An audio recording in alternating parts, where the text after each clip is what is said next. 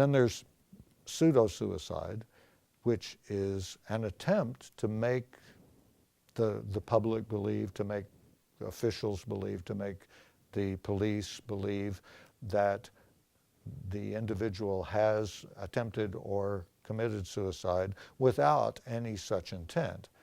That's undertaken with the intent to deceive. And usually that's to get out of something, some difficult bind that the person finds themselves in. And it has very little to do with suicidality at all. And then there's parasuicide.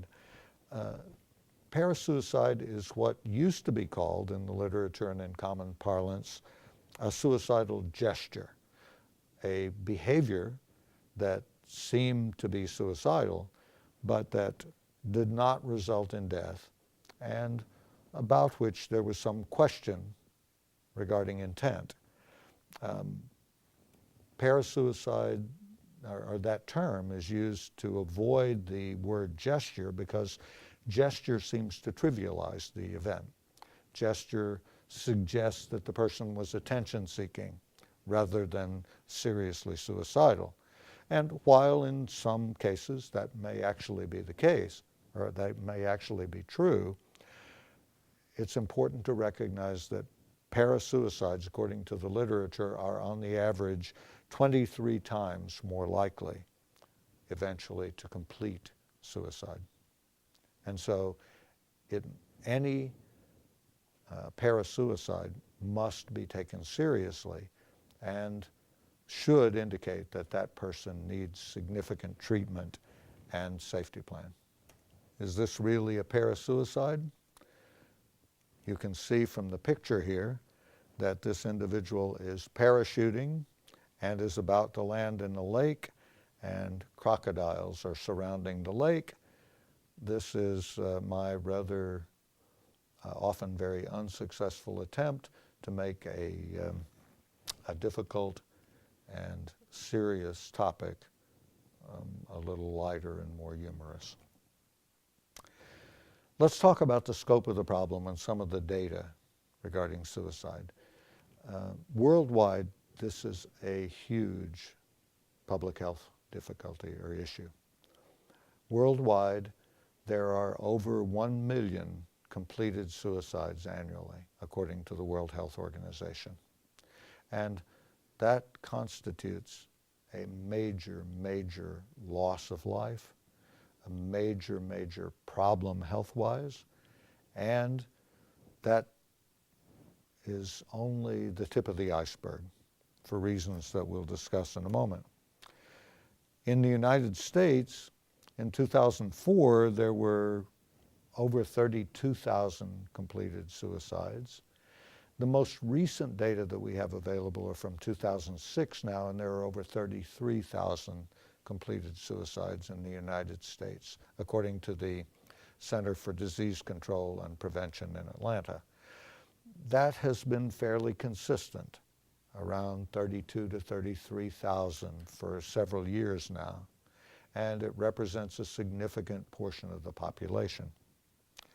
And that, as I said, is compared with about 1 million globally.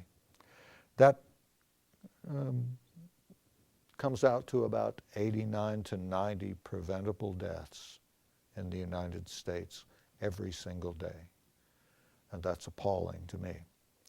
That's about one death every 15 to 16 minutes.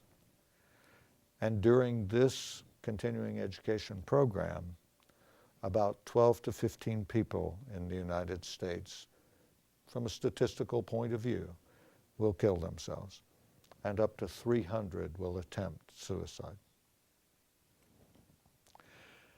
This graph depicts the suicide rate in the United States for the last century, 1900 through 2000. And there are several interesting things about this graphic depiction. One of those, of course, is that the suicide rate for males, the completion rate, depicted by the purple or lavender color line, is considerably greater than the suicide rate for females depicted by the yellow line. Second thing that you might notice about the graph is that the rate for males is much more uneven than the rate for females. The rate for females stays relatively constant throughout that 100 years. The rate for males spikes at several points, indicating that suicide rate among males is very reactive to environmental, political, historical circumstances. For example, you see that one of the spikes occurs around 1929. That was the great stock market crash in the U.S. and the beginning of the Great Depression. But the most important feature of this graph, and in some ways the saddest one, is depicted by the blue line. The blue line is an indication of the suicide rate for both males and females, that is the total population, for that century. You'll notice that the suicide rate in 1900 was approximately 12, just under 12 per 100,000, and that's the way that suicide rates are typically described in the literature. The number of suicides annually per 100,000. So slightly less than 12 in 1900, and if you look at the rate in 2000, it's just over 11. In that 100 years, despite the advances in technology, despite the advances in research, despite the advances in psychiatry and psychology, the advent of new psychopharmacological interventions, new psychotherapeutic interventions, we did a terrible job at changing the suicide rate.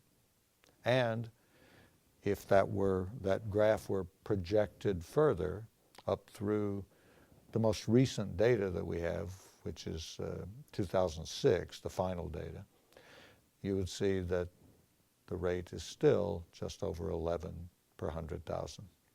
We are not doing a good job of saving the lives of the suicidal in this country.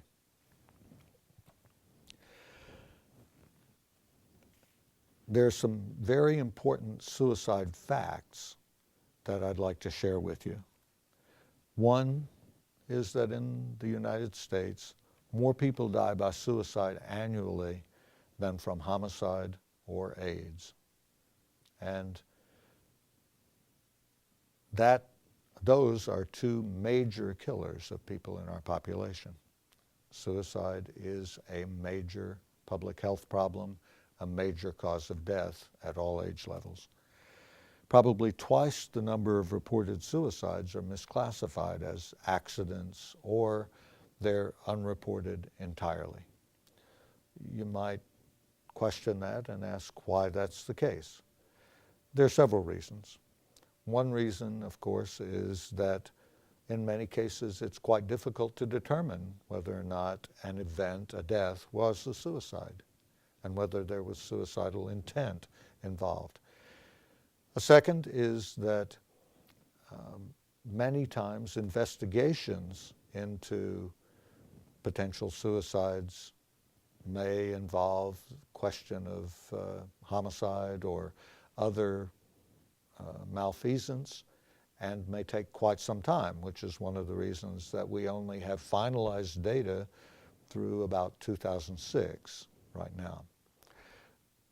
Why is it that medical examiners and coroners are reluctant to classify a death as suicide unless there is a specific note, and even then only after an investigation? There are several reasons. One is because of the difficulty determining intent. One is because of concern about the feelings of family members and those left behind. One is a concern about the validity of that assertion if there's no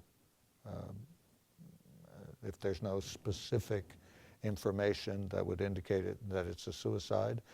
And a big reason is insurance. Most insurance policies, life insurance policies, will not pay if the person took their own life. As a result, coroners and medical examiners are quite reluctant to categorize a death as suicide unless it's crystal clear that that was the case. As a result, suicides are probably underestimated, and think about that, the implication of that for a moment. That would suggest that somewhere between 60 and 65,000 deaths annually in the United States are probably a result of suicide. Suicide is also the third leading cause of death among teenagers and the second leading cause of death among the 25 to 34 year age group. The two causes of death for teenagers that are higher than suicide are accidents and homicide. Among the 25 to 34 age group, homicides. Suicide is a major cause of death among our young people, and that leads to lost productivity and untold emotional heartache. Some more sad facts. Approximately 25 people attempt suicide for every one who completes it. And that suggests that there are numerous attempts every year. The numbers are staggering. Over 800,000 estimated annually in the U.S. That's approximately one attempt every 39 seconds. And before I finish speaking, someone here in the state of Florida, where I reside, will likely have attempted suicide. Age and gender factors. The teen suicide rate has tripled in the United States over the past half century, while the rate for the rest of the population has remained relatively stable. That means that even though we have made some progress in some areas, we have not done a very good job of reducing the suicide rate among our young people. Why is that the case? Well, a study that was done at Case Western Reserve University fairly recently gives us a clue. That study looked at the stress indicators, basically the Beck Depression Inventory and the Beck Anxiety Inventory, that were taken by psychiatrists from their adolescent and young adult patients in the 1980s and compared with a Beck Depression Inventory and Beck Anxiety Inventory study that was done in the late 90s to see how they compared. And what they found in the study was that the psychiatric sample, that is the population that was getting psychiatric help in the 80s, had about the same level of distress expressed on the Becks as the sample drawn at random from the population in the late 90s. Our young people are exposed, at least according to their description, to much more stress now than they were 20 years ago. It's no wonder that we have a concern, that we have a problem with increased suicide rate. The teen suicide rate, fortunately, had begun to decline in recent years, since around the turn of the century. But in 2004, it spiked up 18%, and it has continued to rise since then.